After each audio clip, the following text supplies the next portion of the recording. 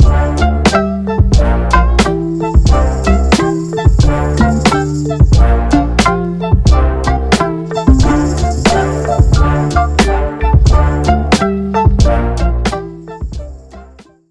that. Fuck it. I'm excited. Okay. I'm going on a hunt. When? Tomorrow. Where? Tomorrow. I'm so excited. So the King Ranch, which is larger than the state of Rhode Island. So there's a part of that that's a private part that one of the owners has. And I'm a guest there. And I'm going to come back and be like an Oprah Winfrey show. It's going to be steaks for everybody. Steaks for everybody. Nilgai steaks. I'm so excited. You have a steak under your seat. I'm going to, yeah, that's right. Check under your seat. You got a steak. Gross. So last year I processed 2. I'm bringing 5 nilgai back for us. Everybody's eating steak all year long. Because I ate steak after my trip last year for 3 months straight every night. Me and my son, steak every night. It's fucking awesome. So I'm going on that hunt. So I'm super excited.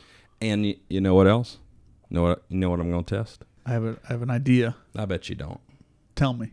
You tell me. What's your idea? 8-6. Idea guy. What? 8-6. God damn. Pork chop. Oh, well, okay. Okay. It's almost like we work here. Yeah. So I'm going to take the 8.6, the 210 grain barn supersonic nilgai slayer. I'm going to lay them down. I'm going to send you some pictures for that social media that hopefully you're working on. I don't know what you do. Because I came up with your title. I had homework last week. Oh, what is it? We need to know this. Social meteor. Meteor. And when he's really good, it's going to be meteorite. Nice. Perfect. Anyway, I'm going on a hunt. I'm going to be awesome. I'm going to shoot some stuff with 8.6. Also, I'm taking 308 fix. I'm taking a 6.5 fix because my homies at Hornady, they hooked me up with some ammo, some new ammo that I'm going to try out hunt with. Going to kill some stuff because I know I'm a straight-up slayer. So I'm looking forward to it. Going to be some whitetail or tail management. There's going to be some pigs. I'm going to make a headshot on a turkey at 300 yards with a 6.5 fix. And if those Canada geese show up, they're getting slayed. No. But the 8.6 on a nilgai, for anybody who doesn't know what the nilgai is, so I'm sure we'll pop one up on the screen right now. But it is this weird cross between like a unicorn. They call it the devil's horse. It's like, I don't know, like the most powerful antelope in the history of Earth. It's this big, weird-looking creature with kind of a small head, and it's on steroids and all freaky looking. It's jacked. Yeah, it's a real animal. So a lot of ranches, like you have to shoot with 300 Win Mag or bigger. But, I'm going to pinpoint accuracy slay that thing with the fix. Well, yeah, an 8.6 too. I'm probably going to sneak up on one of that. Because like I shoot most of them like 400 yards. So I'm planning 200-yard shot with the 8.6 with a 12.5-inch barrel. I'm pretty excited. It's going to be good. Good eating. So they brought them in originally from like, I don't know where, like Pakistan or someplace. And as a potential beef substitute. They're obviously lean. Ain't a lot of fat on them. But delicious. Oh, my God. So I'm so excited. So I'm going to do that. How did you get into hunting? Because I remember you told us earlier in life like you didn't grow up around guns or hunting or anything like that. No, I grew up in the city, and my parents are from South Georgia, and my father is the oldest boy in his family. So his grandparents lived on a farm right outside of the little town they grew up in, and he had to help my grandfather like do all of the the butchering and slaying of the animals for everybody to eat. So he was not into that as he grew up. And we lived in the city. So my family wasn't into firearms. They weren't into hunting. When we started working with a lot of special operations with AAC, started working with a lot when we were doing the precision rifle stuff, so the Titan QD silencer and things like this. Started working with a lot of the snipers in those groups. And half of them, it seems like, are like rednecks who grew up hunting. And that's kind of how I got into it. And I got in, they started teaching me long-range shooting and then started teaching me hunting. And that's kind of how I got into it. And I just fell in love with it. And just the idea of being in nature, there's so many aspects to it. The solitude, the management, growing the animals, eating the animals. And it's so interesting now because a lot of, you know, that vegetarian, vegan, liberal culture of, you know, trying to eat healthy. And you know, I don't like the idea of, you know, cattle that are raised and injected with growth hormones and all this stuff either. I mean, I'll eat anything, honestly. But the idea is the most organic thing we can do. When I had the ranch in Georgia and I had 600 acres and I'm growing deer, and that's all I would eat every year. But I'm planting for them, I'm feeding them, and then I'm managing the population. So I'm going after, you know, the most mature males in the herd and taking those out, and that's what we're eating every year. I just got super interested in it, and I think it was just good timing. But that's how I got into it, was these, you know, rednecks that are in special forces that were snipers that were also grew up hunting got me into it. They would take me to where they were from, and we'd go hunting, and I was like, oh, that's cool. Yeah. I think I know the answer, but do you have a favorite game that you hunt? I mean, I hope the favorite is the next one that I've not hunted so far, but it depends on what I'm doing. If I'm hunting for meat, I do not like whitetail, because whitetail, I eat it, but I don't love it. Mm-hmm. But whitetail is my favorite hunting, I think. But axis deer is my favorite meat. I love axis, fallow, elk. Nilgai is wonderful. You know, and I'll eat anything that I kill. But I'm also not like super self-righteous about hunting.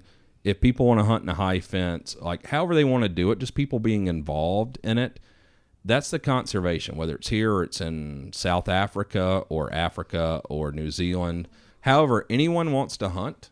As long as you're doing it ethically. I mean, get into it. I mean, the only thing that's unethical, well, I mean, there's lots. Like, I don't break the law. I don't, you know, if there's a hunting season on something that I'm hunting, you know, I get all the licensing. I respect all that. Outside of torturing animals, whatever you want to do. Like, I don't want to be judgmental.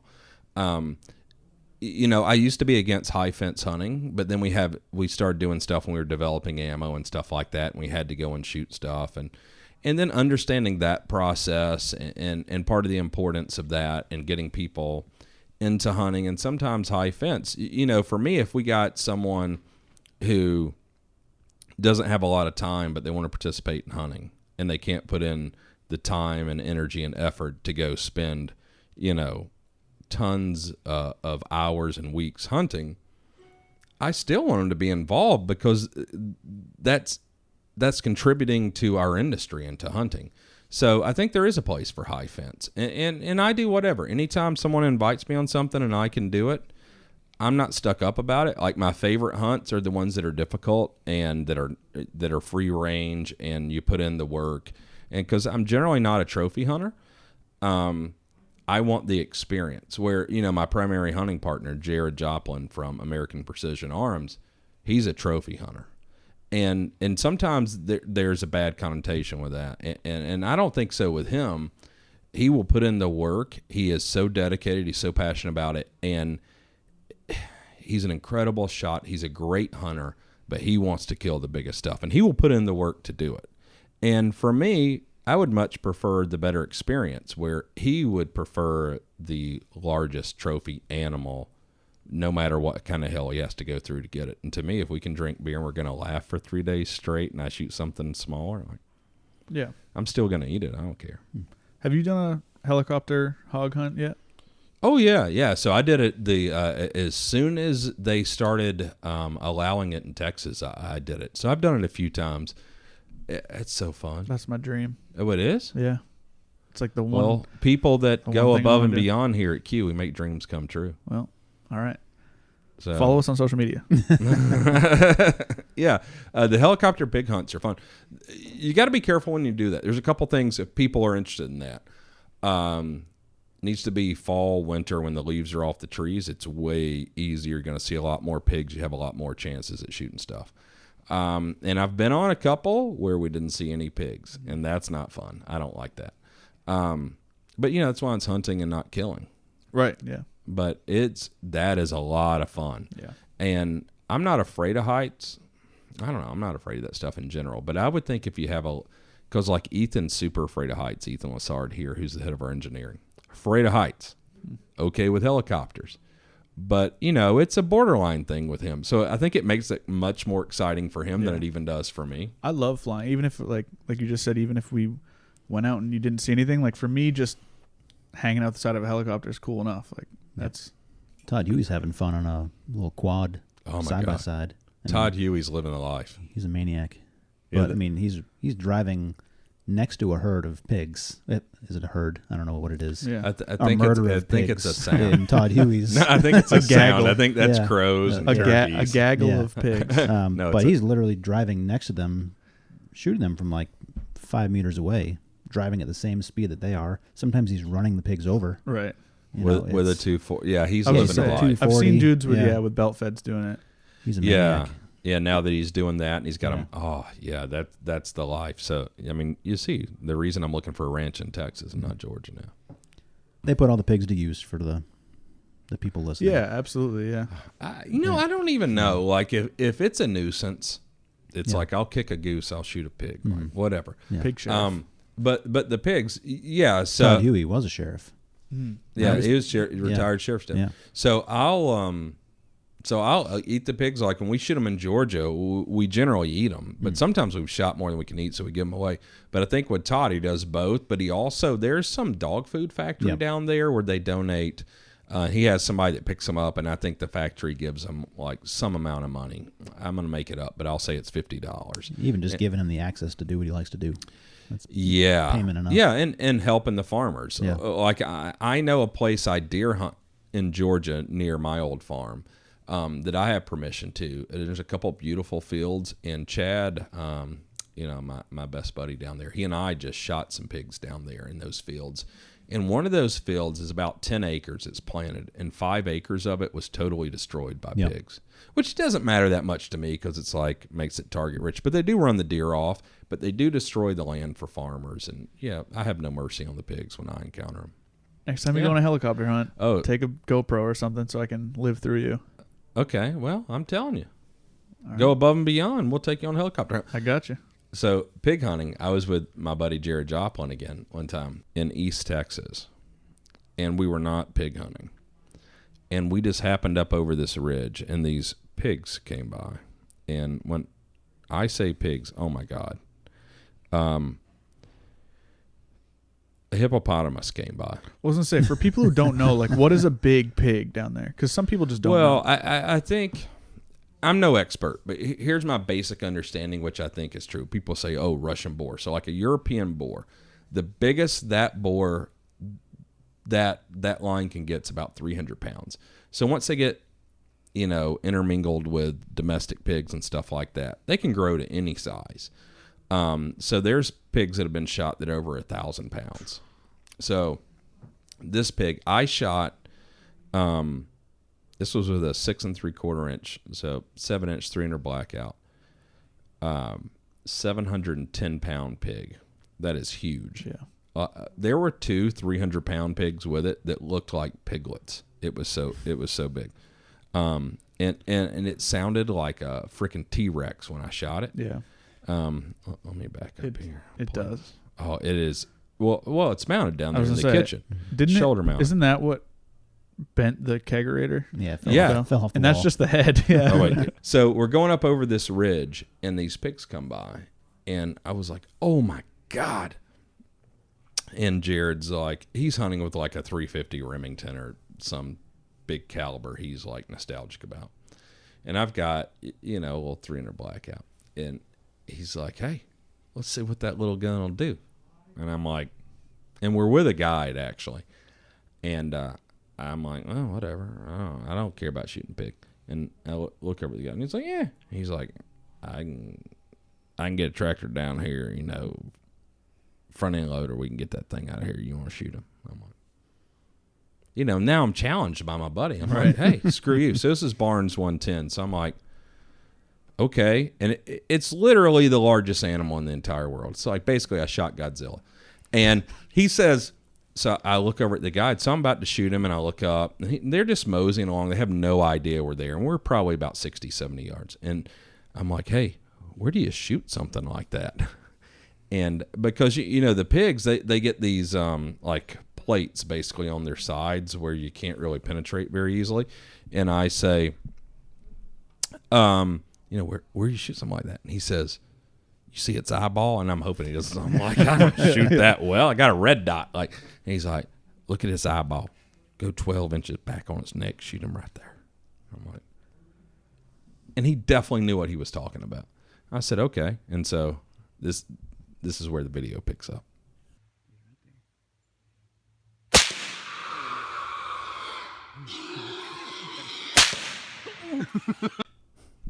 So one more time for those people on the cheap seats.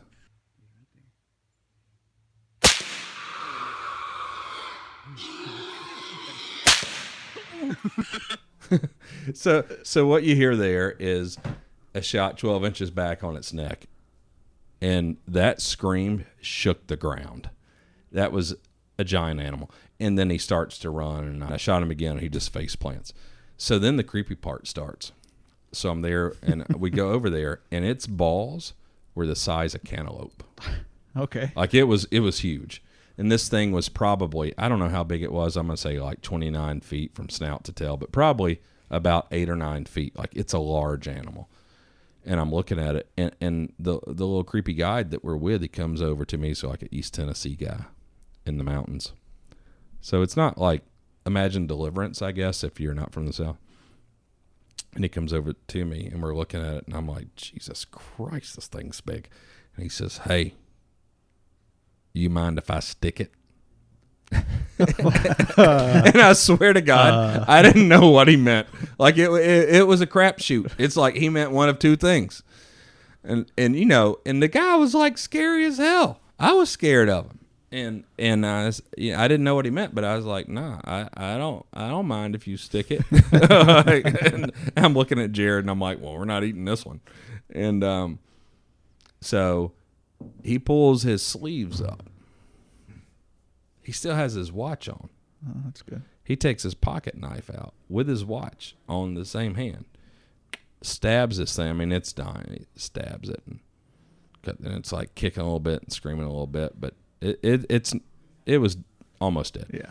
And he reaches all the way up in it, elbow deep, and the pig just dies. And he gets up, he shakes his arm one time. There's blood. His watch is covered in blood. And he's like, I just had to disconnect them arteries from the heart. We're good. Let's go hunt. He had to unplug it. and I am terrified. And yeah, that was a terrifying pig hunting story. Special person. Not crossing that and guy. Jared was also terrified, and he's manlier than me, so. You got a pig story? I have a less exciting pig story, but still a pig story. All right. So when I was stationed in Hawaii, we were out in the woods. Oh, yeah. That's a fucking flex. But yeah, we were in the woods hiking, and we see this guy, a local guy, walking down the trail towards us, and then a pack of dogs. So this is why I chose a pack of dogs for Sasquatch. For Bigfoot, yeah. For Bigfoot. And we're like, hey, what's up? And he says hi, and him and his dogs, move along. And then about a half hour later, our paths cross the opposite direction. He's got a pig slung over his back, and the dogs are all bloodied up. And he just has a big, long knife on his belt. He doesn't have a gun or anything. So the dogs pin the pig down or whatever, and then the guy goes and stabs it in the heart. And unplugs it. So, unplugs him, yeah. Yeah, that's some manly hunting. Yeah. So I've been on some of those hunts, and it's terrifying. Yeah. Because, I grew up in the city. We didn't have dogs. I sound very Southern, but I didn't grow up in the country. We didn't have dogs or any of that stuff, but I've been on those hunts, and I've seen those hunts, and, the idea, dogs are so efficient at tracking stuff. Yeah. So, that's how, if you want to hunt mountain lion, that's how you have to do it. Really in the snow, because they're, the smartest creatures on the planet. So you have to hunt them in the snow and then with dogs to really be able to get one. So with pigs too, so they do it. And for me, it's super heartbreaking. To me, the soft part of me, I don't like those hunts because the dog, and I'm not, I like dogs, but I'm not a super dog person or anything, but the dogs get fucked up in those hunts. Yeah. The pigs rip them open. And a good friend of mine who I went with when I was a little bit younger, doing those hunts, you know, he had all the antibiotics, the sutures, everything. And when his dogs got cut up from the pigs and stuff like that, when they were trying to, I don't know, what do they call it, like nose it or whatever, where they grab by the muzzle, and that's how the guy goes in and stabs it. But he would stitch his dogs up, and sometimes he'd have to kill them, like he couldn't save the dog. And I'm like, how in the world do you do that? Like I said, like, you know, had dogs and loved dogs, but I'm I'd imagine they're not pets; they're tools. Well, yeah, and that's that's the disconnect I could never get to. So I respect that, but that's a hunting I don't participate in, but I want to continue. I was gonna say that's foreign to me too, but like even talking to Nick, the engineer here, who's from Kansas, but he was explaining that like those dogs, they're not.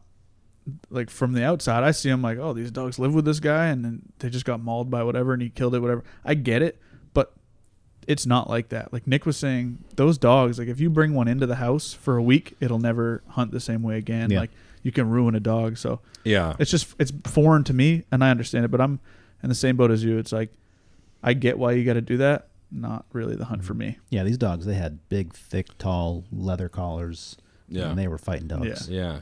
I mean, it's interesting. I mean, I think everybody should have to do it. I mean, it's an interesting thing. If you want to eat meat, like it's not pretty killing another animal. And you know, I occasionally take some criticism from people here. I mean, it's a pretty liberal area where we live in general on the seacoast. But the idea of hunting and kill, but if you eat meat, someone kills the animal that you kill or that you eat. Someone kills the animal that you eat. Yeah.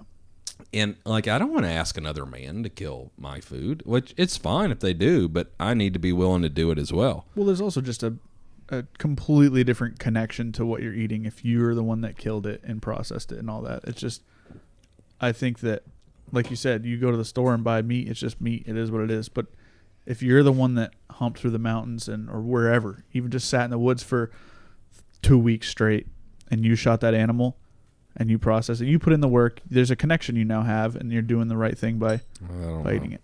I think you're a long-haired hippie. I don't really have that. I think just don't be a hypocrite. You know, if you're going to eat meat, don't give people shit for hunting. Yeah. If you are a vegetarian, accept the fact that those farms or those fields where the vegetables came from, those were feeding rabbits and mice and bugs and all this shit. And you're killing animals by taking those trees out and the pesticides and everything else. Even organic farming still kills animals. Right. Yeah, so who are you to decide which insect or animal is more valuable? Yeah. I think you're right. It's being a hypocrite. And like, I got to be honest, Jade. Like, that's a sweet sentiment, but you kill a lot more animals than I do. I kill a lot of stuff, but I enjoy and I thank God for every freaking steak I have, whether I kill it or I'm at Ted's Montana Grill. Like, I don't care. I'm happy to eat and have good food.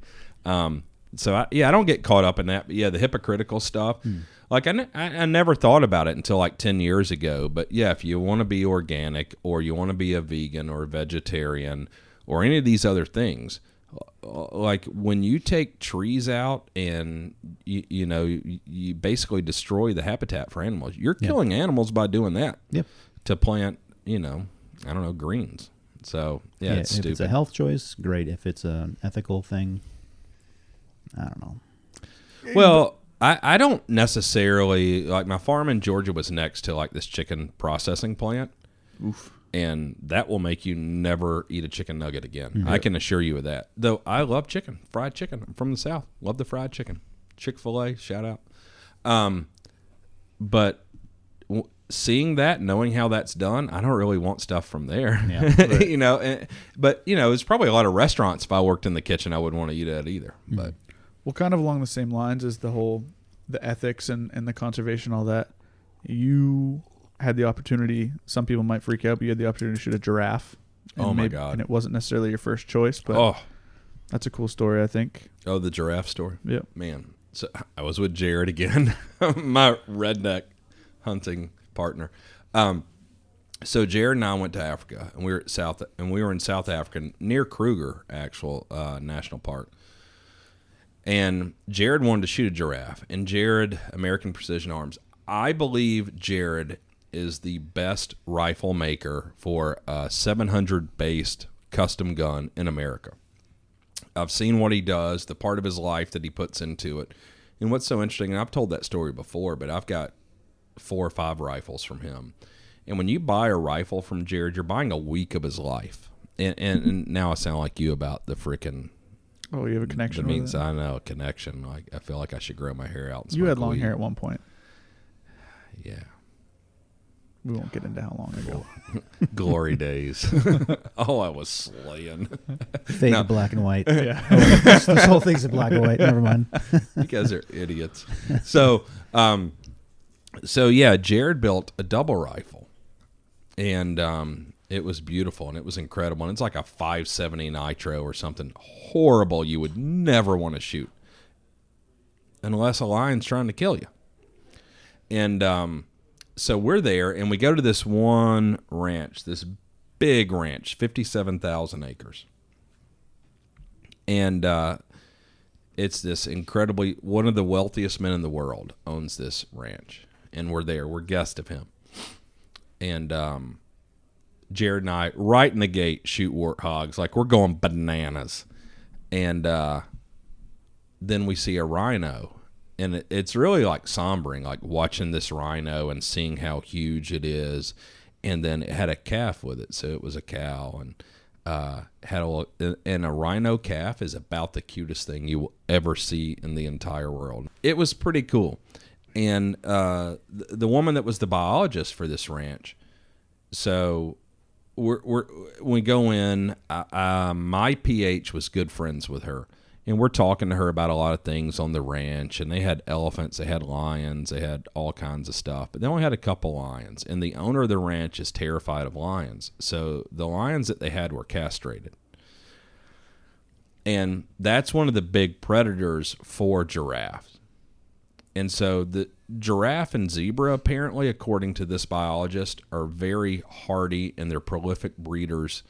And you have to manage them because they also overgraze, both those animals. So if the zebra, if the population's too big, it overgrazes, then it's like all the food that like the kudu and everything else eats. And so they can wipe out inadvertently populations of other animals. So you have to manage all the populations. So the management is a huge part. It's the major part of conservation. And, you know, just this understanding. So anyway, Jared wanted to shoot a giraffe. So we go in there, and Jared's got his own PH. We talked to her for a little while, and she points them in a section of the ranch where there are some mature giraffe bulls for Jared to shoot. Takes off.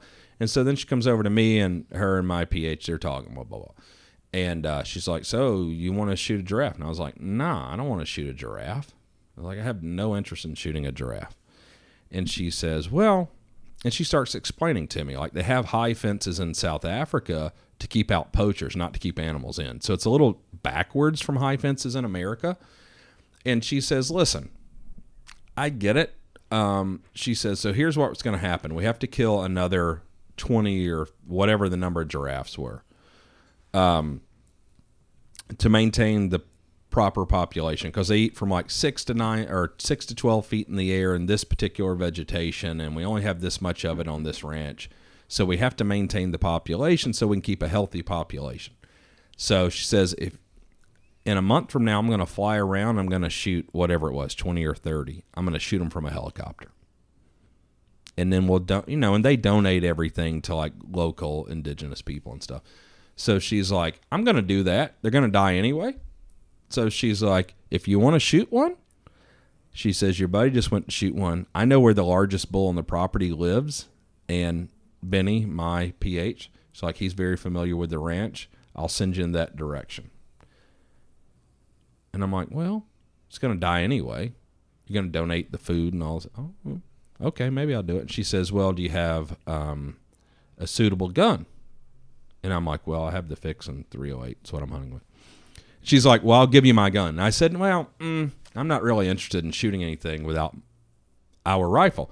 And she says, well, she asked Benny, she says, can he shoot okay? And he's like, yeah, he can shoot okay. Says, well, okay, I'll let you use it. Shoot him in the ear.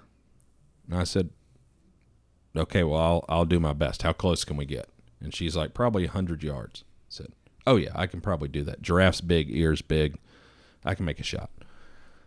So we go up on this mountain for a couple hours, and we find, she says, I'm going to tell you where the biggest bull is. And she's like, he's an asshole. He's like mature, and he's holding other bulls down, and he's killed some other giraffe. She's like, if you don't shoot him, I'm going to shoot him. I said, okay. She says, and he'll be bigger than your buddies. He'll be bigger than Jared's giraffe, so you can rub it in his face. I was like, okay, I'm into that. And so anyway, we spend a couple hours, spot him, we go stalk. Well, it was like during the rut, during breeding, so we had 8 cows with him.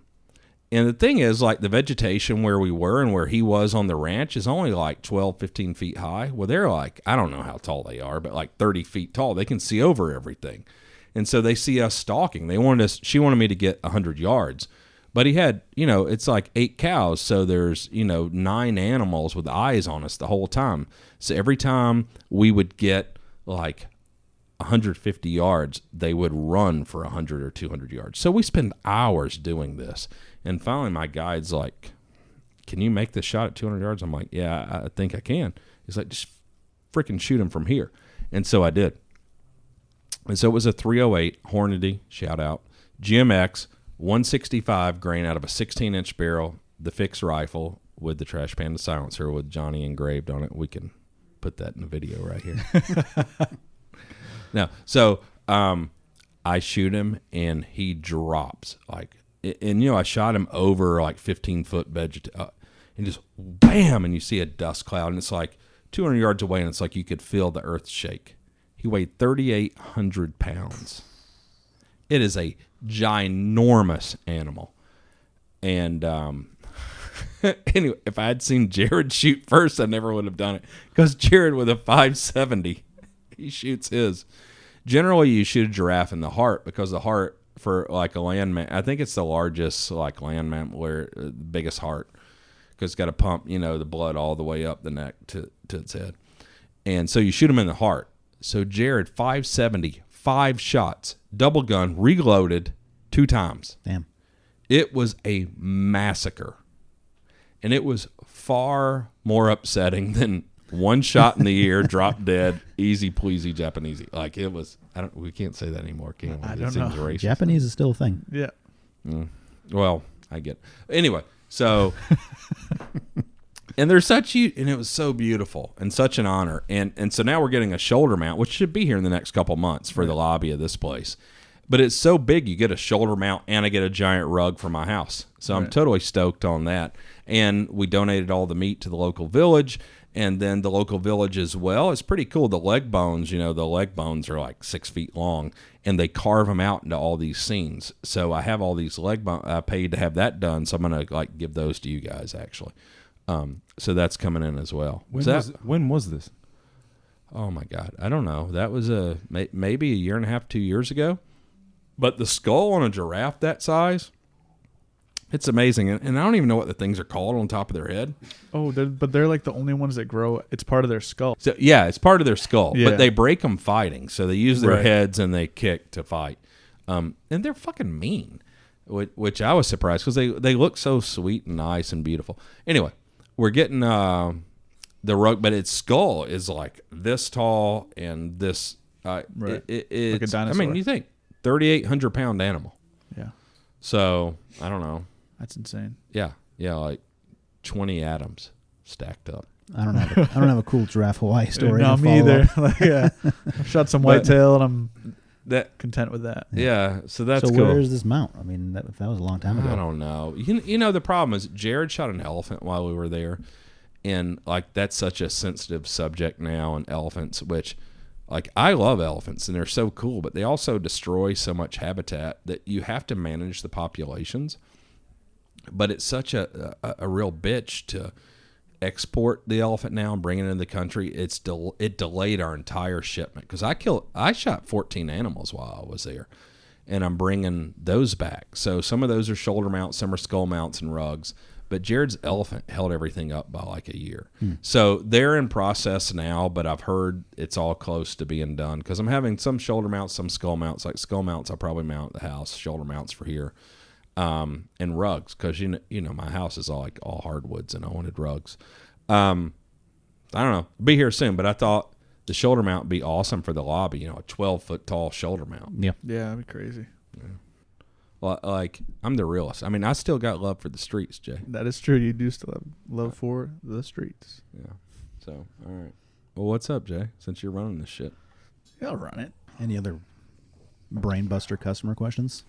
No good ones. I didn't pose any questions just because people don't follow the rules. The goose sheriff wasn't in town to patrol the comment section. Mm-hmm. If I say, hey, make us pick between two things, and you go, can I shoot my 5.56 through a cherry bomb? That's not what I... When's the Erector 9 going to be in stock? Yeah. I was thinking about this. So one of the companies that I admire the most in our industry historically... Ooh, let's guess. Currently. Okay, guess. High Point. No. Well, I like High Point, actually. I don't know about their pistol, but that carbine, I'm kind of down with that. Man, you get something for like $100. I don't know what it is. $300 now? I don't know. It works. It's cool. But no, Jay. What you got, Adam? Bergara. Okay, it's Bagara. Bergara. Now, I mean, I like them. Tomato. It's kind of like I like art.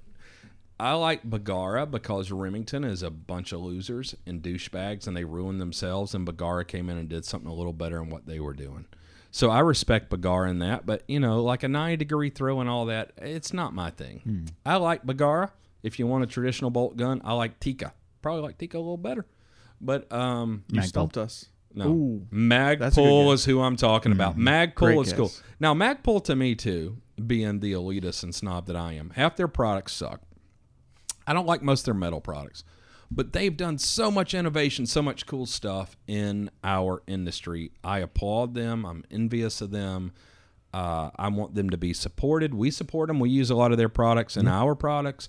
I love Magpul. I love a lot of the personnel. I love a lot of the things they've done, and I love how they've changed the industry, even from a marketing perspective. So I'm going to ask you two fellas.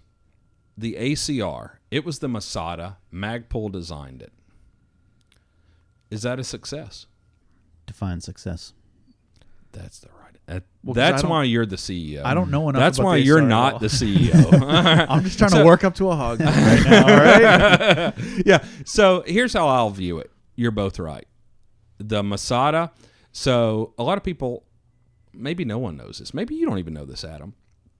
So before Remington purchased Advanced Armament for me, they contracted me and Ethan and Robert Silvers to consult on their decision with the ACR rifle. So with the Masada rifle, they had, the way it was presented to us, they were evaluating whether or not to engage Magpul in a royalty agreement and to buy the rights to the gun.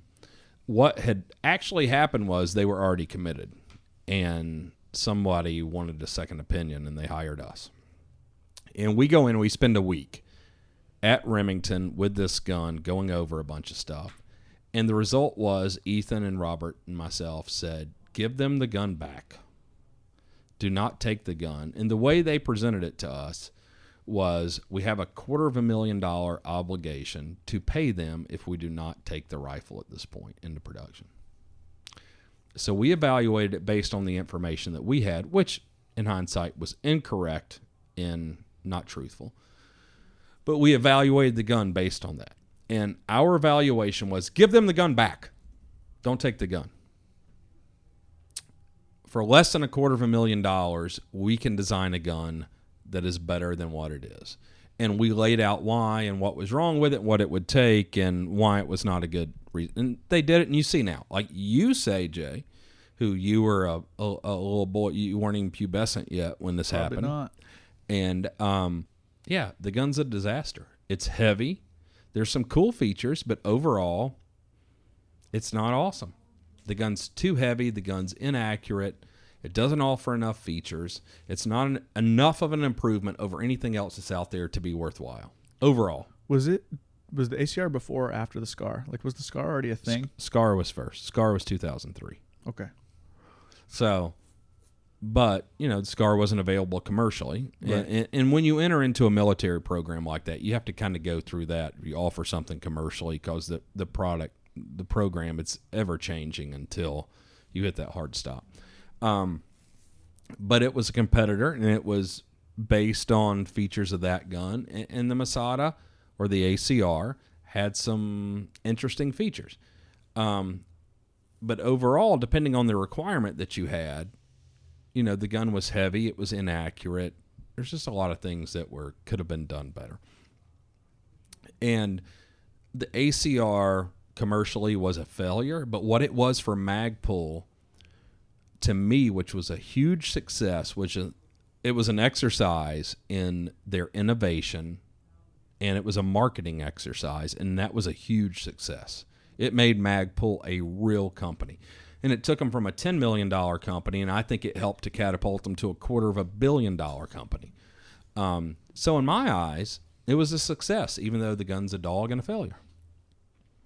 And I would say the same thing, you think about now, I see Zeb's coming out with the Magpul Glock folding apparatus. Same thing.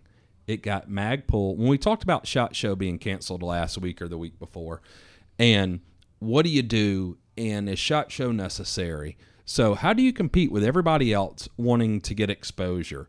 Magpul made freaking magazines and things that went on magazines to pull them out, and basic stuff that wasn't that important. They do stuff like this Glock folding gun. It gets them tons of press and awareness. That is a huge win for the company. That's a smart move, and I respect Magpul, and that's why it's success. I think that's the word. Success. Yeah. That's why it's that's why it's a whiskey. Yeah. But that's the cool part of Magpul. And those products, which I think commercially have not been a success, that's why they are a success, was it helped to grow the company and get awareness. And their plastic parts are really good. Their grips are awesome. Their mags are great. They make a lot of great products. They are memmed products. A bunch of the metal stuff I think is stupid. Well, they do stuff that's super affordable as well, too. Like, that's because they do the MIM and they have the volume to buy those big production molds. Right. So that's certainly envious of that. Even like their grips and stuff. Like if you were to get one of their foregrips or something, it's whatever, $40, $50, something like that. No way. Really? Cheap. I don't know. You steal everything, so you don't know. I wish. Well, the grip that we put on, like $20. 20? Well, because my point being like Tango down. $35. Thank you. You said 50. Yeah, you're right. You're still wrong. This pistol grip only exists. So this is a quick copy of the HK MP5 ambidextrous, so the burst or ambi lower, which the Masada hat or ACR or whatever you want to call it had on it also, but it was molded into the receiver or into the. Oh yeah, we had the plastic. The only reason they did this grip was when we were doing the original Honey Badger, we needed a grip, and they were bros of ours. So we talked to them and said, "Hey, we're getting into your lane. We got to do a grip, and we just want you to know we want you to do the grip." And they said, "Hey, we're too busy. We can't do a grip for the Honey Badger. That's too low volume." I said, "Okay, so just so you know, we're going to do the grip." And they were so afraid Advanced Armament was going to get in the plastics business, they did this grip for me. And, it's probably why I'm partial to the grip now. It's not the grip I wanted, but it's a grip they did for the gun. So it was compact, slim, lightweight for the LVAW, low visibility assault weapon program. And it's on the Honey Badger today and on this gun. Now, we 3D printed a grip that was on the original Honey Badger, which is the Reptilia grip they have now, which is a better angle for a short gun. And it fills your hand up a little better. But that's this grip. Like, they do stuff like this great. Right. Magpul's great at this. I like the original one better that didn't have all the texture on it, which I think is the one that got submitted on the LVW. Yeah, you do? I like that man, one. When it's raining or whatever, like it's wet, the grip's too slippery. I like this one. I think my point about that was just that, like, so we decided it's like $35 for a foregrip. If you look at like the Tango Down stubby ones, it's like $60 or $80. Like, it's I don't trust your judgment on pricing. No, Check it out. 65, my guess. No, Jay. How much do you think that grip is? The K grip? $28. 20. Check the Tango Down stubby right now. $65, guaranteed. You promise to shut up if you're wrong? Yeah. Okay. The QD version? Check it. Either. yeah, whatever. Give them the benefit of the doubt. Yeah. If one of them's 60 or 65, that's the one I mean. No. Kevin, how much do you think it is? I bet it is. Which one? The one that mounts to 1913 or the Yes. one with yeah, the... but Yes. it has a QD. No, that lever. thing, because they buy that from another company. Yeah, Well, no, so I- hold on. Right. So that one. I guarantee it's crazy money. The standard one is $41.98. $72.37. Oops. You were wrong too. I said 60 or 80. The price and I is said, right. sure, He's 65. closer than me. I guess that so. is ridiculous. Tango Down should be out of business. That's what I'm saying. You Magpul does this You stuff. cloners are fucking the market up. Well, I don't have one because it's $70. That's God, what. the but, number of those I've thrown in the garbage. but that was my point. It's just I that think I have one at the house, a black one. I'll sell it to you for $72.37. If you give it to him, I'm going to 71. slap the glasses off your head. Sell it to him. We talked about it offline, but what is the reason why the ACR was so inaccurate Well, for the listeners? the interrupted thread barrel attachment, so a fast attached barrel, the trunnion wasn't stiff enough to support it. You know, the 240 uses the same, which is what they modeled it after. Same mechanism attachment method. And it's accurate, but, you know, you got a 25-pound gun. And, you know, the trunnion or the attachment, the part that the female part attaches to is stiff. Not with the Masada. Nope. Or ACR. So what did the MCX do differently that was better than the ACR's execution? Well, the MCX barrel has a semi-traditional barrel extension on it that fits into the receiver, and then the receiver clamps around it. Still a fast attached barrel, Yeah. but that's probably not even the best way to do it, but it was accurate enough for the standard that it was made for. Right. It's pretty good. Yeah. I mean, if you can clamp the receiver around, it gets stiff. Yeah. Yeah, I mean, there's nothing like that in the ACR. I mean, that's why I like the really good ACRs. And I don't know if they ever offered them commercially, but we did some for the military and stuff. We lightened the gun up, made it more accurate. We did away with the fast attached barrel portion of it. Staying on the Magpul thing, and you're talking about the little foldy Glock thing that they're making, the box, whatever you want. What is it called? I don't know. I didn't see the name of it. I don't remember. Well, you better. Okay, social meteor. But I'm glad they came out with it, and that kind of goes back to the thing we were talking about last week with the P320 and the potential for that platform. Yeah. Drake came to us at SIG a long time ago to ask if we wanted to do that foldy gun with the 320 chassis. Drake from Magpul. Yeah. We didn't end up doing it there, obviously, but they've been pushing it for a long time. Or I should say Drake's been pushing it for a long time. I'd imagine he has some support. Yeah. Yeah. It's interesting. I mean, I think Drake's got a good eye for the industry, and the industry's grown, and there's a lot of people that be super into that now. Well, how many? I mean, much like the Station 6 or the B&T well rod, is that foldy Glock? Is it another novelty? Do you think it's only another like couple thousand people buy one, or? No, I think the Glock. I mean, when you talk about like a 1022 or a Glock, you've got millions of potential customers. So I think the foldy Glock, you got tens of thousands of customers probably. That ought to be the name, the foldy Glock. The foldy Glock, it's good. FDP 9 Well, that's a or stupid name. FDC 9. Oh, everybody's wanting to act like they're in the military. The Fold D pistol. I like that. I think that's what it cool. is. Full FDP. Fold. It does look cool. Didn't they? They just did something else too, right? I think they just. They've been dropping all kinds of new stuff. Yeah. They did I think a drum mag for the MP5 That's what it was. And the Glock. And the Glock. Yeah. The Scorpion mags. Yeah, they dropped a lot of new stuff. New sights. New folding Yes, sights. that's right. Yep. Mbus Pros. Again, for cheap, like cheaper than their. What do you think they cost? Let's keep playing this I game. I think together as a set, $100. 190. As a set. Well, if I buy the front and the rear individually and do the math. Well, are there any accessories? I feel like we don't talk about accessories a whole lot. Q offers accessories. Are there any that are like? Do you have any that you think are kind of overlooked that you really, really like, or that you get a lot of use out of? I mean, it's hard because all our stuff is back ordered. But if you want to build a Shorty 300 Blackout AR, if you don't buy our barrel, you're dumb.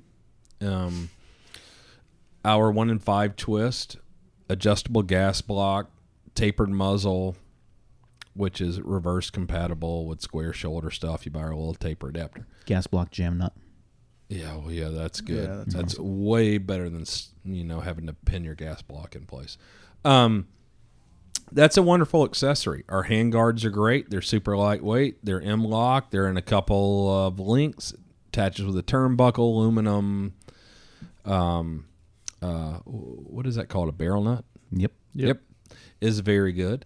And even I don't know. I did our bottle rocket, so the muzzle brake extension to the cherry bomb, which is to give you 2 additional chambers, which is extremely effective. And the cherry bomb and it together, the weight of the Surefire brake. That's a great accessory. The Plan B, but I mean, all the stuff is. I mean, people know already. And the stuff is back ordered and sells out instantly. The whistle tip, Yeah. Go woo woo. You got to be up in the morning cooking breakfast. Yeah. I love the whistle tip. If you don't have a silencer yet, if you haven't gotten it, it's great because the cherry bomb's so efficient. It's incredibly loud and shakes your eyeballs out of your head. And the whistle tip directs all the sound down range. It's an awesome accessory, but I think people have caught on. They sell out instantly. We got to do a better job at manufacturing, production. How about, I don't think we talk about it a whole lot. We here and there, but how about Q-Cert? Like, do you think people know about Q-Cert enough? No, I don't think they do, and I think we're losers for not having an AR handguard already in Q-Cert. Mm-hmm. Well, what's Q-Cert? So Q-Cert. So 10, 11, 12 years ago, during the MSR program, that's the Modular Sniper Rifle for Remington for SOCOM, we did a mounting solution. This is pre-M-lock. So you have stainless steel threads that you thread something into, a rail that would snap into a little M-lock looking void in the rail, which have recoil lugs onto it. You would torque this thing down. It's great. The problem is originally they did it with helicoils, which you kind of thread in, and the tolerance in the rail hole, if it wasn't right, they would pull out easily, so that sucked. So then they did time certs, which was a thing you press in from the front. But again, if the tolerance wasn't correct, which Remington sucked and wasn't great at this sort of stuff, then the time certs would pull out. So what we did coming here, we knew there was potential for it, and Ethan and I were involved. We did the Q-Cert, which is a similar way to go. So you have a void in the rail that's bigger than the M-lock. What would you call that? Like the hole for the M-lock. Slot. And then on either end, there is a hole, and it's stainless steel threads that are threaded. And so you have a rail section or whatever you put on there that has a recoil lug that goes into the slot. And then there's 2 holes for the screws, and you torque those down into a stainless steel insert. And the insert is pressed in from the rear with an anchor on the back. And that's the right way to do it because the tolerance range doesn't matter quite as much. We have a little more allowance for tolerance, and we can torque those screws in, and when you loosen them, they spark. They're so good, and each point holds 900 pounds of pull. Q-Cert is awesome. And for instance, on the Fix, the Q-Cert handguard, we offer an M-lock handguard too. The Q-Cert handguard, I think, has 39 stainless steel components in it, where the M-lock handguard has like 2. And the Q-Cert handguard weighs 2 ounces less than the M-lock. It's a lot easier to install or to remove, and it's a lot stronger than M-lock. M-lock was done because they can mold it into plastic as well. But it's not the right way to mount stuff. It's better than a lot of other ways, but the Q-Cert's the best way. And hopefully we'll have an AR handguard available at some point when we get off our butts. Yeah. We've worked on it. The challenge with the Q-Cert AR handguard is that it's the thickness, the overall thickness, to account for that anchor on the back of the inside of the Q-Cert insert. So the overall diameter of the handguard on the outside will have to be bigger than the diameter of like an M-lock equivalent. But it's also going to be lighter still, right? Because the slots are so much bigger. Yeah. So that's the trade-off. So that's one of the challenges that we faced when we were making it. Yeah, anything Q-Cert, if you can put it on your gun, you should use it. Yeah. Like if you want to be able to zero stuff, lasers, optics, mount stuff, lights, it be reliable, easy to install, easy to remove, very strong. Mm-hmm. I mean, it's the weight, because you don't even think about the weight too of then the M-LOK attachments that you put onto the gun have to be larger and contain more parts because it's M-LOK. With Q-Cert, it's just the apparatus and 2 screws. Yep. It's easy. Super easy. For those interested, if any third party wants to make Q-Cert handguard or accessories, we have the technical data on the website under the resources tab, which has all the dimensions for the slots. Yeah, because we offer the muzzle drawings and stuff there as well, right? Yep. Like the muzzle tapers that even like the Griffin sisters could copy without bootleg reverse engineering stuff and make it work. Yeah.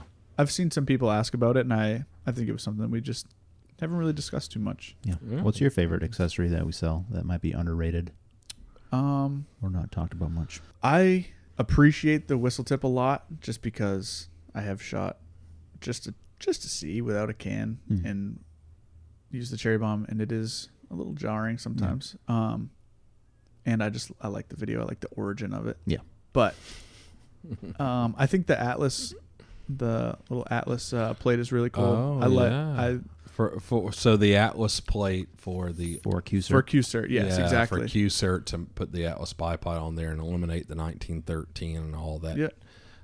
Who's that? American Defense or whatever their quick throw stuff that Atlas sells.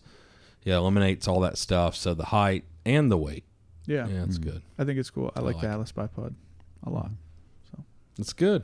All the Q-Cert stuff is super cool, just for the nature of the system. Even the sling mount, where you put in one end and it anchors itself down, and you only have to use one screw. Right. I think that's pretty handy, and that shows what the system can actually do for simplicity of accessories. Yeah. I hope it becomes more popular, Q-Cert, once people really understand it, and maybe this will help give people an understanding, and I hope that it becomes more common and we start getting more, even if it's third party, even if it's our friends at Magpul. Yeah. Well, I mean, mean, they'll never do it because of M-LOK. Right. But yeah. I mean, eventually they will when we defeat them. It's just like companies that were doing 300 Whisper back in the day when we did 300 Blackout. Like, eventually they come around. It's the right thing. Magpul will come around. Well, Keymod was real popular for a little bit, and then Magpul came out, or M-LOK came out and said, well, we can do it lighter and more effective. And yeah, that was Crane's fault. Maybe. They didn't read the instructions. Yeah. Yeah. I didn't know that. Neither is Yeah. the right solution. I think for a period of time, M-LOK was the best we had, and I think I don't know, why is it better than what's it called? Keymod. I think there were issues with Keymod, the actual attachment system, stuff ripping out. Keymod was definitely more sensitive when it came to using the proper torque value, but when you used the proper torque value, I think it worked fine. And it didn't need the high torque because it used tapers to stay locked. That helped the alignment and all that stuff, which is cool. Now we got Q-Cert, so yeah, we got it. Yeah. We need everyone else to have it. Yeah, exactly. Yeah. Tell me about the Army demo at Fort Benning when a target was broken. Oh man! So when we developed 300 Blackout, they were developing the next 5.56 round as well, and we showed up at Fort Benning to do a demonstration of 300 Blackout. And we had 9-inch barrel, we had 12-inch barrel, we had 16-inch barrel.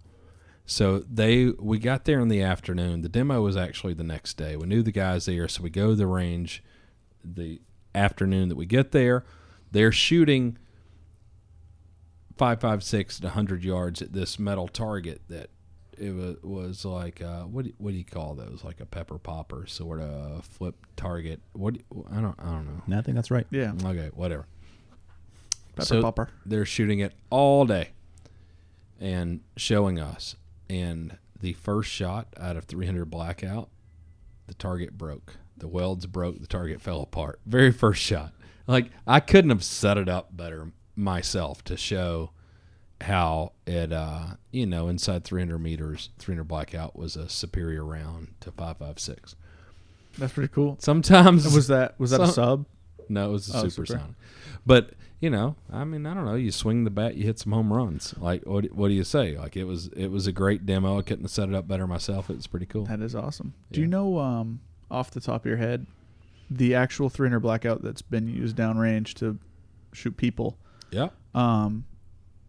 I know the first one that was used, the guy said he was shooting 220 subs. Yeah, headshot. Do you know if there was ever a switch? Like, do you know if they're running supers or subs? Like, do you know? Well, I don't know. That was not really a sanctioned situation. But there's a 110 solid copper barrier blind bullet that's been adopted, that's been used, and is very effective out of short barrels. And there's a comparable round that's offered commercially. But yeah, I mean, I know out of short barrels it's been done and it's effective, and it's just like when we talked about earlier, and I played you guys the pig video, same round. Yeah. Yeah, 300 Blackout with the right bullet, short barrel, it's effective on target. And yeah. So yeah, I mean, it was adopted by the military. They use it, and it's primarily special operations. Well, that kind of leads me into the idea of the minifix. I saw people very recently in our comments kind of complaining, saying, a precision gun with that short of a barrel and a heavy round, what's the point? So I mean, they're stupid. It's kind of like precision. What's precision mean? So now I have a gun that's 18 inches long, fits in, you can sling it, you can put it in a backpack, you can do anything. For me, from a hunting standpoint, on the East Coast, very few shots are over 100 yards. And I use a climbing stand or a ladder stand with a traditional gun. I climb the stand. I have to pull this thing up with a rope. This, I can sling it, or I keep it in my backpack, and it's with me the whole time. And I've shot 2 deer while climbing a stand before. The idea is the fast twist barrel and the taper. This gun is a precision gun. So this will give you the best accuracy out of any 300 Blackout heavy subsonic bullet. And as well as supersonic's going to put more energy on target with the fast twist. It's a precision gun. It's a bolt gun. It's not a gas-operated gun. There's not a piston moving over the barrel, slapping the bolt, affecting accuracy. It's probably the best accuracy you're going to get out of a short barrel 300 Blackout. And so that is a precision gun. Doesn't mean you're going to shoot PRS with it. Right. But for a 100-meter gun, for shooting whitetail, shooting pigs, shooting black bear, it's a great choice. And you could put a red dot on top of it. You could put a low-power variable optic. Yep. And you can do a lot with the gun. You can shoot it without the silencer. You can mount a silencer to it, and you shoot subsonic. Now it's as quiet as a compound bow. Yeah. So if you're hunting in your yard, which seems crazy, but a lot of people do throughout the country, especially in the Midwest, here's your compact gun that can do it.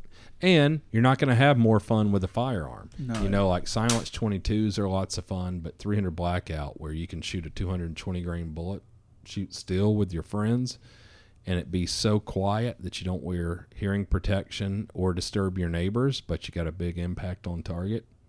This gun's great. You got a great trigger. You got AR ergonomics. You got a short throw bolt, arm brace, so this thing is sold as a pistol. Takes AR mags.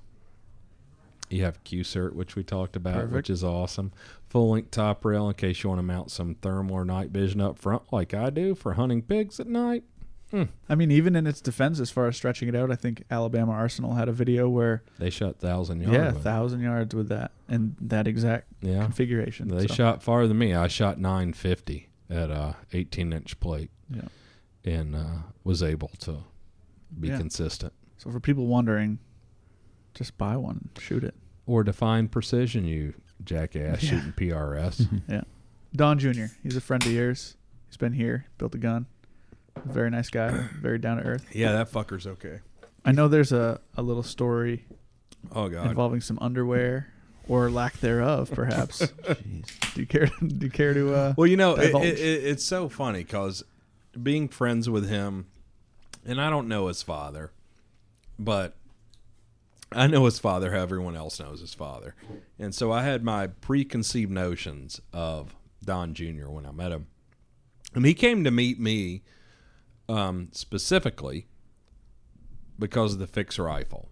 And, now in hindsight, knowing Don Jr. and Eric, his brother, his younger brother, they both their whole lives revolve around hunting and shooting in the outdoors.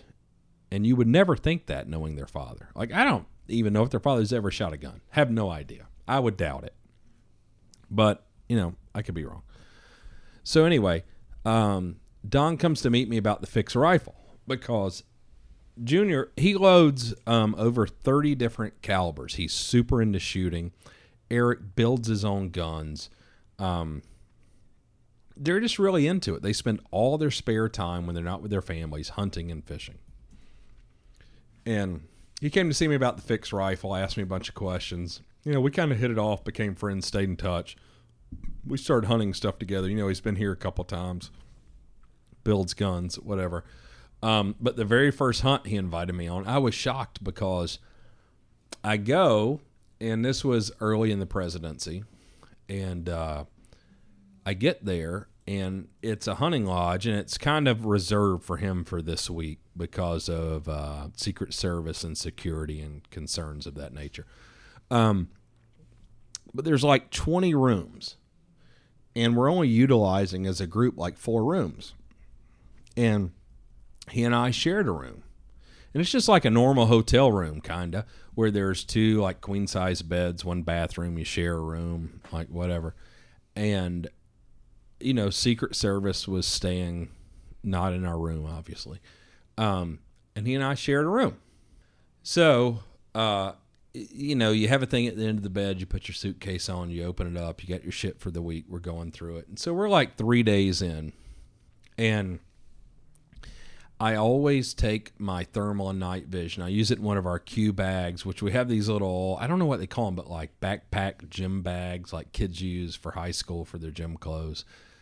And I only know that because my kids are in high school. But they're leopard print, and they're real silky looking, and they got a Q tag on them. And I always put my thermal and night vision in that, and I put it in my luggage. And it was in there. And it's kind of on top of my luggage, and we're not going out at night for the first few days. We're hunting during the day, and I don't think anything of it. And on like the 4th day, we're going out in the evening to go pig and predator hunting. And I pick that up, and I pull my thermal out of it. And, like he just gotten out of the shower. He's like in his underwear. He's like standing over here next to me, and I'm like getting my shit ready. And he's like, "Oh, thank God." And I'm like, "Fuck you talking about, dude?" He's like, "Man, I thought you had some like big girl panties in there." Something like you were wearing them? Leopard print. He saw it in my suitcase and thought I had like some girls' panties in my suitcase, like something weird. They do look like it. Yeah, they do. So, but that was what it was. But he was so funny, he laughed about it, and then we went and shot stuff. That's cool. But He seemed very like. Again, I only knew of his father, and my opinion is not. It's whatever. But when he came here, obviously it's a little serious thing with all the Secret Service coming in. Yeah, what do you have, like 8 or 10 yeah. Secret Service and guys? they're at work. They're not here to talk to any of us or whatever, Yeah. and they just kind of they make that known. But Yeah, I offered him a coffee, and you think I just bribed him to oh do yeah, something? yeah. Well, I mean, when we there's a little convenience store next to Q that we frequent. Buzzies. Shout out Patty at Buzzies. Our truck stop.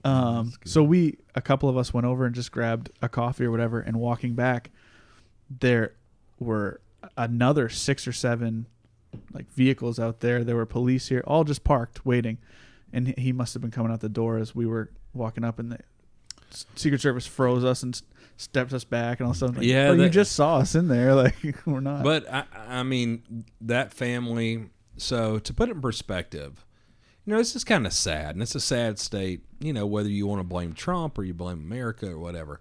But I believe this is true. It could be a lie. But I think that the Trump family has gotten more death threats than every other president in the history of the United States combined. Probably. And that's just sad. Yeah, he was nothing like I think anyone would just anticipate. And you think, and Don Jr., who, I had my own preconceived notions about, and he's from New York, and I'm from the South, and, and then there's his dad, and, it's like, he's like this rich kid, and I'm not going to like him. And, it turned out, I mean, even today, so I go on a hunt with him tomorrow. Like, we're friends. We don't ever talk about that stuff. I don't care. Of course I care, but where I've gotten to know him and his brother is through their love of firearms, shooting, hunting, conservation, fishing, and that's where I want our relationship to be. And in that regard, I completely respect the two of them. I don't give a shit who their mom or their dad is, who they're married to. I like them both very much as people. And so I don't want to spoil it. So I don't think about those things. But it's funny, like the first hunt we went on, and then I don't see Secret Service for 2 days. Oh. And we're hunting and stuff like that. And there's pictures of Don, and he's a man's man. Like, he doesn't play a rich kid, and we're out there hunting. And at this point we were culling and doing some conservation work. When he shoots something, he drags it, he guts it, he does everything himself. And there are people there that'll do it for us at the ranch that we go to. And he does it himself. And there's a lot of pictures, and I posted a couple with him shooting the fix, but I couldn't post most because he's all bloody. Right. And it's because he was doing a lot of the work himself. I'm sure there are guys that you've hunted with too that are fairly well off or bigger names that will have people do it for them as well. Yeah, and I do it a lot when I go. Because sometimes like I'm lazy, I don't want to do it, and then other times it's like they have someone right. that they pay, and he gets paid in tips, and that's his job, and I don't want to take his job. And but yeah, certainly there has been. But I have a ton of respect for him, and he'll probably be a little more overt about that now that he's Trump's not president anymore, and right. now he's in Field Ethos, so he'll probably get more involved in displaying his involvement in a lot of that stuff. Yeah. I hope so. I hope he takes his own approach, because I will say this: like, I love lots of things that his father did and wanted to do for this country, and I think it's right. Seeing his personality, like all of us do, from afar and through television and all these filters, I have my own opinions. But knowing Don Jr. and Eric personally, how genuine just how interesting, smart, and how hands-on they are. Like, I have a lot of respect for them. Mm-hmm. And thinking about it, like their mom's Czechoslovakian, or I don't know, it's the Czech Republic now. I don't know what that'd make them, but when they were kids in the summer, they had to go there, and their mother has very simple beginnings.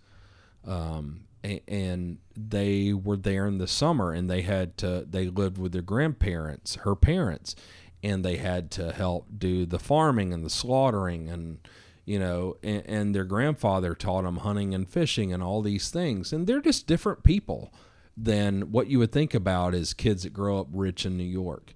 And I really like them, and I hope that Junior doesn't get disgusted with politics, and I hope we see him run for president in the future. Like, I like him, I respect him, I think he's a brilliant guy, he's well educated, he has a good view on the world and our country and our place, and from my selfish standpoint on firearms, hunting, conservation, all these sorts of things, and I think he's got a lot of good leadership qualities as well. But I don't know. Even if he doesn't, like, I hope we remain hunting partners, and he's a cool guy. Yeah. It's funny to see how many people comment, not so much anymore, obviously, but before, whether it was the brace thing or anything going on in the news that doesn't even have to do with guns. Hey, Don, you see, talk to your hey, dad. have your buddy Don talk to his dad. Like, I don't think you know how this works. No, they don't. People are stupid, and they don't know how the law works. But also, with him, I know with my own father, like, I'm not super close. I can't convince him to do anything. Nothing. And he's not the president. Yeah. Like, my dad was a factory worker. He's an asshole. I can't convince him of anything. I've been trying my whole life. And I'm a reasonably smart guy. Like, Don Jr., he has his dad's ear, but I don't know that any of that ever mattered. Yeah. Like, his dad didn't share a lot of things that he holds as a value. And, so I got hundreds of those messages over the years. And, and a lot of times my response would be, okay, tell your fucking dad to do something. Like, is he going to do it because you say so? Like, shut the fuck up. I don't know. It's sad. Like, America's so stupid, and we're letting it slip away, and it's sad. To answer your question about whether Donald Trump Sr. is a gun guy, when he came into SIG when he was doing his tour, you know the story, right? I do have my own version when they asked me to give him the tour. Well, he came in and asked, "Is this where the Glocks are made?" So yeah. Well, there was also a picture that was floating around when I was still there of him handing back a pistol by the magwell, handing it back. Better than pointing at the person. Yeah, it was great, but it was just very evident. And I remember when he when he won, people were kind of at SIG specifically were championing him. Be like, he's a gun guy. I mean, I will say when I was a kid, he was obviously fairly liberal, and then as president, I won't say he did the best job. He doesn't get an A+ from a gun perspective. I'm not a like a one topic voter, but lots of us are. He's not the most pro-gun, but he was more pro-gun than Reagan or Bush or Clinton. Well, I was skipping the Democrats. But, yeah, I mean, he was. So I honor him for that because, 30 years ago, Donald Trump was liberal. He was a Democrat. And he did a better job. I mean, the bump stock thing he was wrong, and it was a fiasco. And I hate he did that. But he did, Reagan allowed machine guns to be banned. Bush Sr., who was also probably the most brilliant president we've ever had.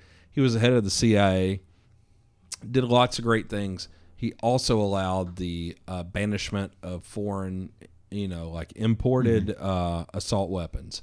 So fuck him for that. So I don't know how bad he did.